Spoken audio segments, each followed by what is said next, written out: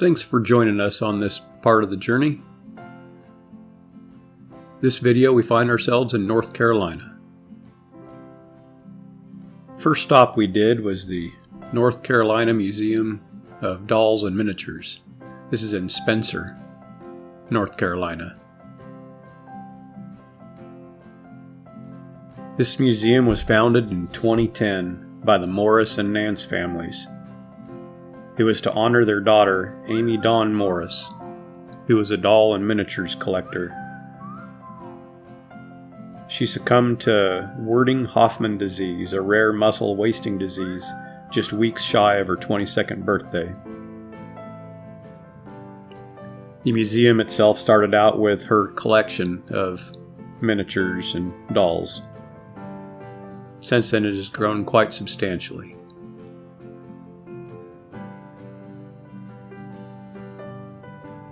Back when Sonia and I were first starting out our relationship, I bought her a dollhouse that she still has today.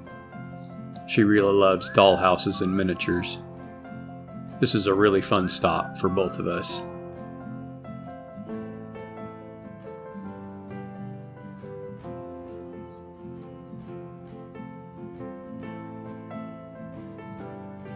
Something about getting older and you go to these museums and you see things you used to play with as a kid. Those old metal cap guns. I had a couple of those when I was growing up.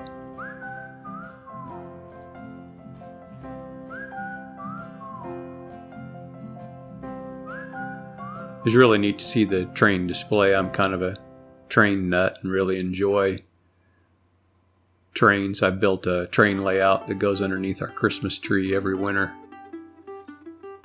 Nothing this substantial. This is really neat.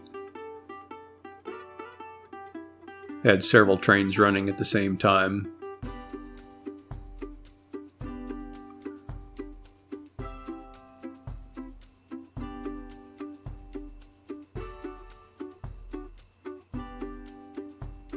Loved the scenery and the buildings they had built, and of course the winter scene.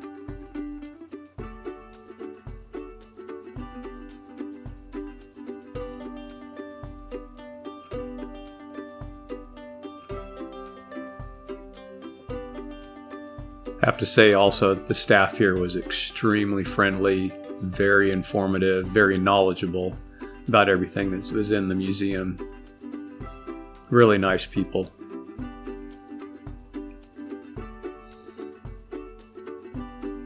We were planning on stopping at a dollhouse museum in Kentucky, but because of COVID it had been closed for quite a while, and then we just weren't able to get there, and we weren't 100% sure it was going to be open when we got there. So we found this instead, and it happened to be on the trail of where we were going, so here we are.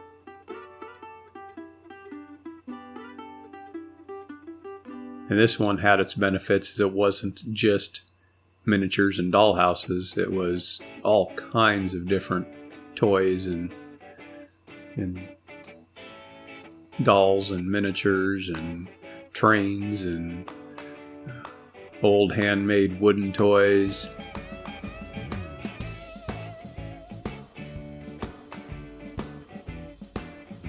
And the building itself wasn't all that big, but it was packed full of different exhibits, and it was really neat to walk through.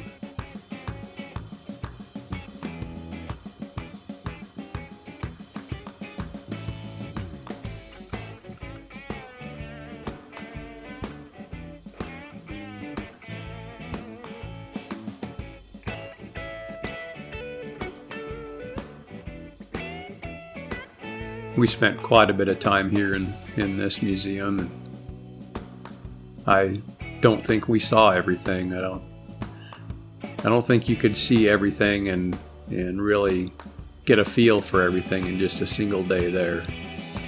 But it was a lot of fun and true joy to wander around this place.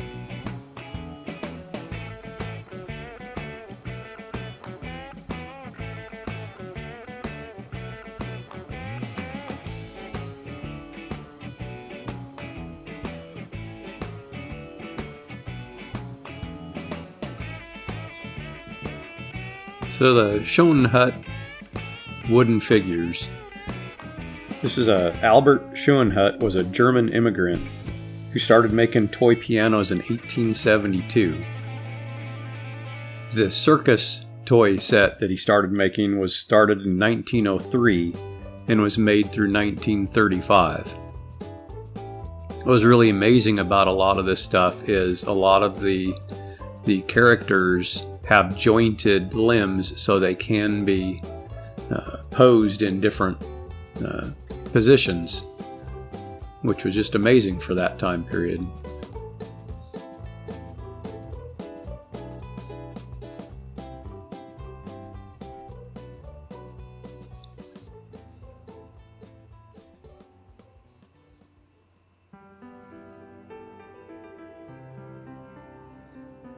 NASCAR Hall of Fame. I've been here once before when I went back east to pick up my daughter when she got out of the military. Sonia had never been here before, so this was a neat stop for her to get to see this. And we're not huge NASCAR fans, but we definitely enjoy NASCAR, and we've actually had the opportunity to have dinner with one of the NASCAR drivers, and I've done the Richard Petty Drive experience on a couple different tracks, and that's a lot of fun too. And it's really the only sport I seem to follow nowadays. So NASCAR proposed this building in 2006. They finally broke ground to build it in January 26th of 2007. And it opened on May 11th, 2010.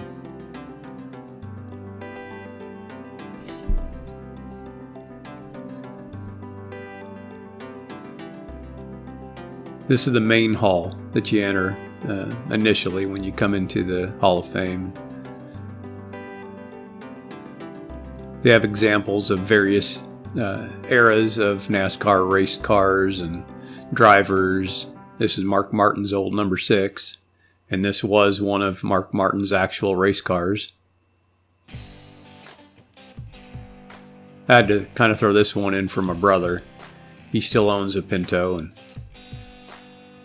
you don't see Ford Pintos very often. Here's a Ford Pinto race car.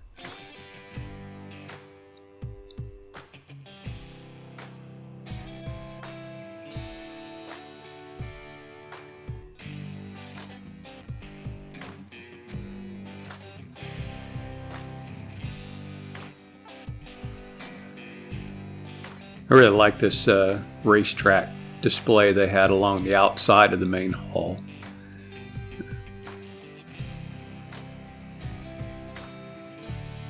All the cars on this outside track are either actual race cars or reproductions.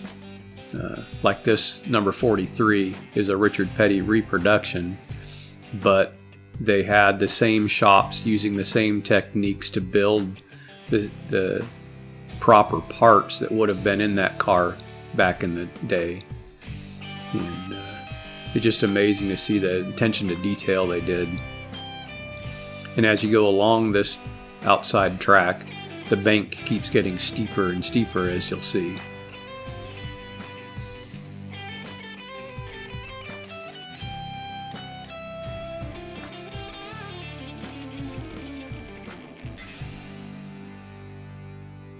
And as you can see, those folks up there walking up behind the 20 car, they have spots where you can walk up and kind of get a feel as to how steep the track is at those angles. And for all of you that watch the Cars movies from Disney, the fabulous Hudson Hornet is based on an actual old NASCAR race car. And that was it. So that bank back there is 33-degree banking. And it's very difficult to step up there and try to stand on 33-degree banking.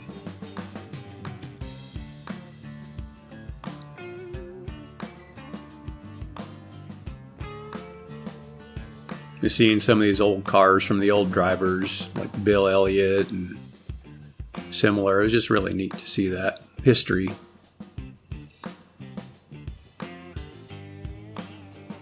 And I don't know if that thing's drivable, but it is a really cool car they had there.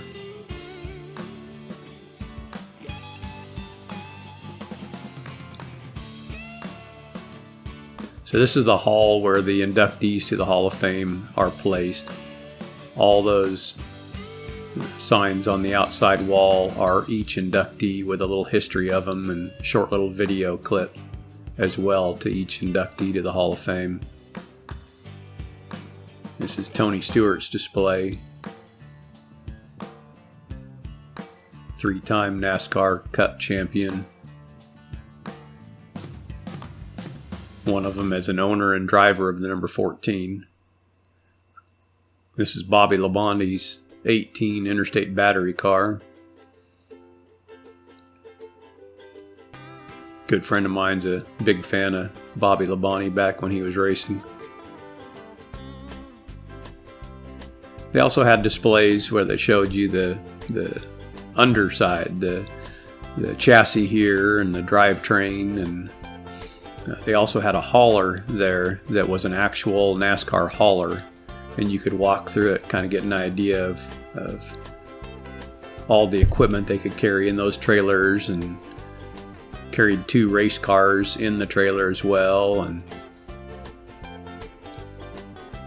kind of amazing, all the technology.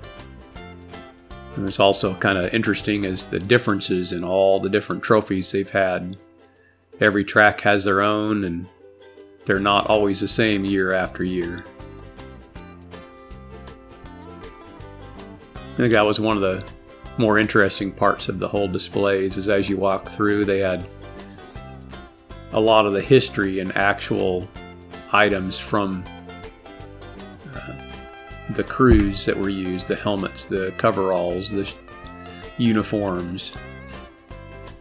What I found interesting is that helmet you can see right there is an old military flight helmet that someone had got a hold of and wired in a radio, so it was one of the first radio helmets that the driver could talk to the crew.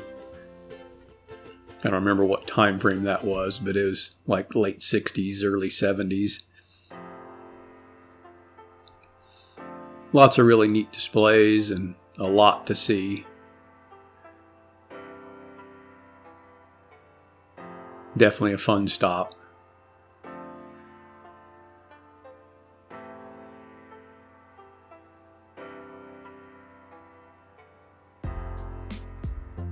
Kind of crazy now when I watch races, because I know the old drivers, not the new ones. So this is something we don't see every day, and this was as we were driving through the area. This is the number 2 Sheldon Creed team truck and the number 26 Tyler Ankrum truck. They were actually on their way to the NASCAR Craftsman Truck Series Championship race. On that race, Sheldon Creed actually finished 4th in the race and 5th in the standings overall. Tyler finished 14th in the race. Then we made a trip down to Billy Graham's library. You know, growing up, I've seen Billy Graham on TV, and just amazing how often he was seen with the presidents and other important people. And this is really neat to go and see the library, and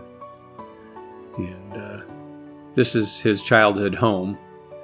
The house was actually about 4 miles away and was moved to this location, but that is the house that he grew up in. That house was built in 1927. Billy Graham initially was against the idea of the library because he was feeling that it was going to be more about him, and he didn't want that.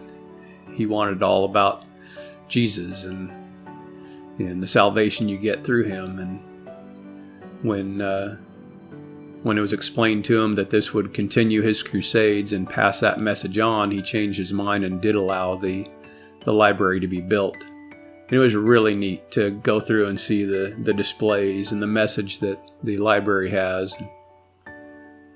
Shortly after we walked through there, we were told by our tour director that they're actually closing it right after we got done walking through because they were going to completely redo it. And it's actually closed till later this spring with a whole new layout to that museum. So if we were able to go back, it'd be completely different. Then on to the Biltmore. And for those of you that have seen Private Eyes, you'll get this. Boy, oh boy, oh boy, oh boy, oh boy, oh boy, oh boy, oh boy. What a house. It's a Tim Conway and Don Knotts movie, which is flat out hilarious. And we learned that it was filmed here at the Biltmore. And we went back and watched it, and it was a lot of fun watching the movie after being at the Biltmore. And a lot of things hey, we were there. It was neat. Sonia really loved these stairs because they're very long with a very low rise. Very easy to walk up. So this house was built by George Washington Vanderbilt II between 1889 and 1895. It is the largest private residence in the United States. It has 178,926 square feet, and it's actually still owned by his descendants. We got lucky. They were in the process of decorating for Christmas when we were there, but they weren't finished decorating for Christmas. Once they get finished, ticket prices go up for you to enter the estate and see it in all of its Christmas glory. Well, it was mostly decorated for Christmas when we walked through, so we got almost the same experience without having to pay the extra price.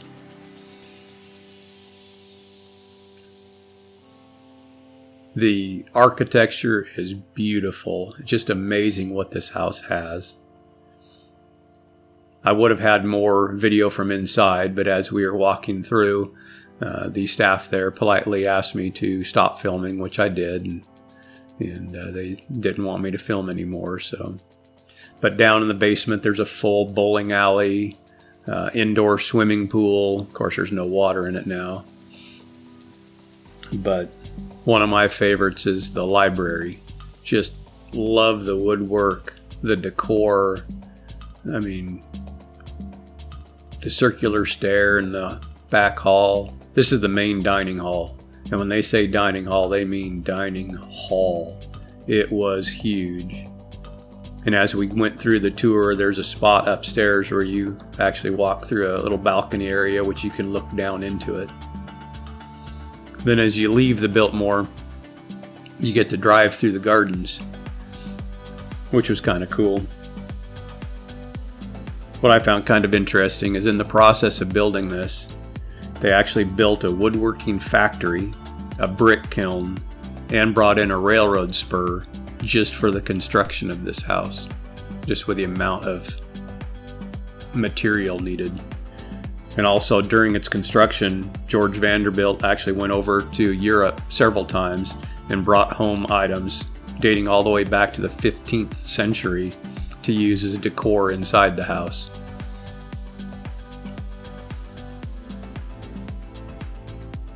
What I find amazing is the family has managed to keep this profitable and keep it in the family. They did sell off a lot of land that was around there, and part of that is now the Pisgah National Forest. They sold it to the government, but they still own this main property, including this greenhouse and the gardens and the house.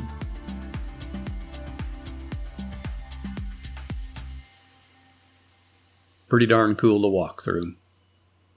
Don't want to pay the taxes on it though.